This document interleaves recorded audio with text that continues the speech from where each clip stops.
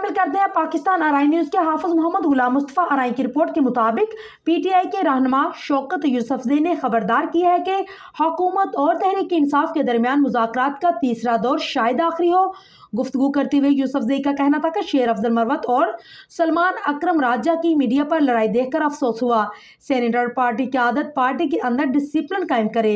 हुकूमत के साथ मुज़ाकरात के हवाले से शौकत यूसुफजई का कहना था कि हुकूमत और पीटीआई मुज़ाकरात का तीसरा दौर शायद आखिरी हो, क्योंकि हुकूमत संजीदा नहीं है। उनका कहना था कि हुकूमत अब बैक फुट हो जा रही है।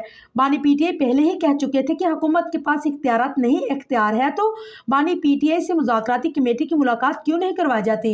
मजीद कहा कि अच्छा हुआ कि पीटीआई ने मुज़ाकरात करके हुकूमत को बेनकाब कर दिया। हुकूमत मुज़ाकरात से खौफजदा लग रही है।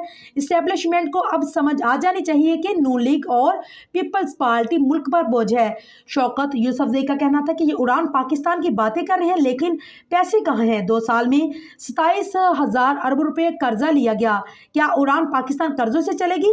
वफाकी हुकूमत बताए कि 27,000 अरब रुपए कहाँ खर्च हुए, कौम को हिसाब दे। 1 रुपए का रिलीफ भी आवाम को नहीं मिल रहा।